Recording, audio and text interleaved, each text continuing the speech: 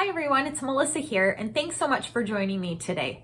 For this video, I'd like to show you a way of how I bring a little bit more spring to my home by creating a beautiful centerpiece using some Michael's purchases. I also wanted to create my own faux cement looking planter to hold all this together. I was able to achieve a look for a lot less. So let's check it out. Okay, so to start, I wanted to change this dish that I found from a thrift store. I really like the shape, but not so much the color. So I started off with some gray paint just to paint it over, and I used this almost like a primer. As you can see, it's not really covering that well, but hey, it's a first coat. So I let that dry completely, and then I went in again with some more gray paint, and this time I used baking soda. And I heard that mixing paint and baking soda together is really going to act like a chalk paint. And as you can see, it does look a little bit thicker, and look at the coverage. It was great, and you can actually see there's almost a little bit of a texture to it. So it really achieved the goal. So once that was completely dry, I went in with some fast dry spackle, and this was really just to give it a little bit more texture. And for this, a little goes a long way, and I actually kind of started off with a little bit too much, so I was trying to scrape it off, and I was really trying to get a look of stone or cement where there's a lot of different texture and color. And the key is to not worry about covering it all. Leaving some of the gray in it really helps. So you can see that's the finished product. It looks a little messy, but that's the point of it.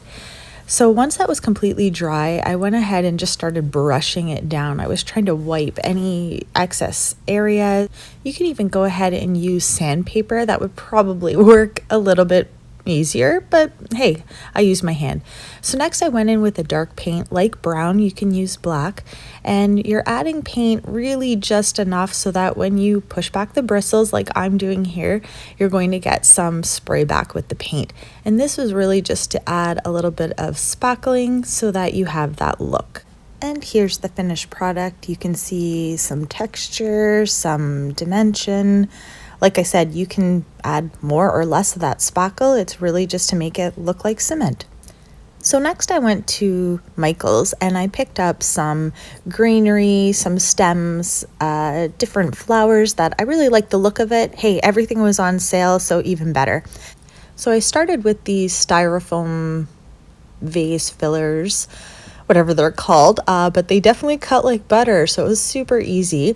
And I went ahead, shaved it down and to fit, and then glued it down. I actually started this project without gluing it down, and it was moving around so much I had to scrap it and start again.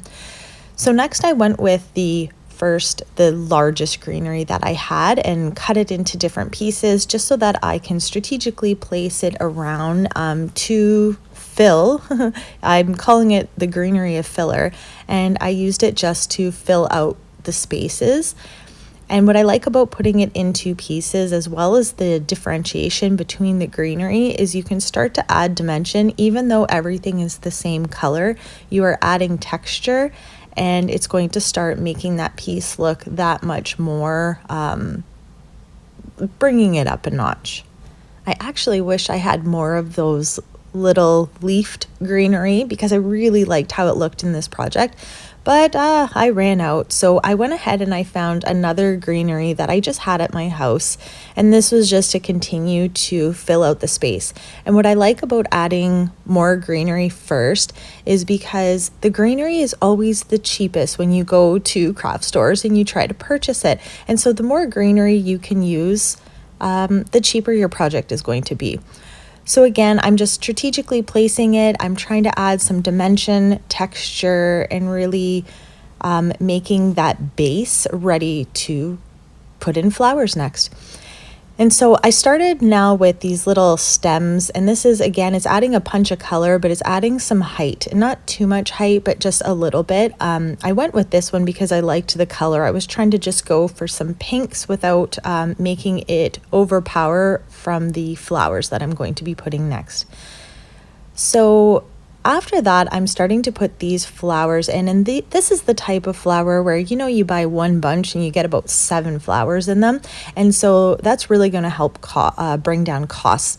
And if you see, I'm trying to group them, and I'm usually one to try to evenly space out my flowers, and then you'll start to see that it might be too symmetrical, and it is okay to have asymmetrical balance.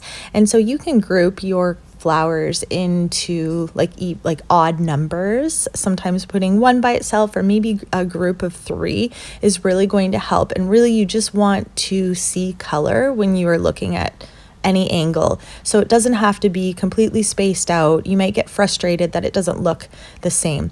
So next I went in with these flowers, and these are, hey, those are my fancier flowers. It's more expensive. So if you use this as almost one of your last steps, it's really going to help with how much money you need to spend on it. And again, I'm trying to just visually have the eye move from the different colors around that centerpiece without having to place too many. And you can see I just kind of grouped it. And again, you have that asymmetrical balance. So next I went ahead with more of these little picks, pops of color, but I did that so it adds some height. And for this, I really did try to balance it out so that you have that cohesive look.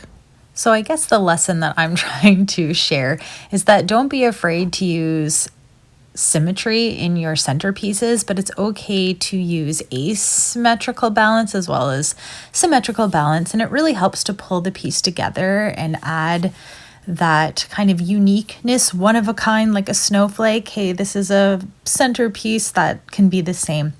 So I hope this video is helpful for you to create a little bit of spring in your own home. And if you like this video, don't forget to give it a thumbs up. And if you haven't already subscribed, please consider hitting that button. Until next time, I hope this has helped you to stay inspired.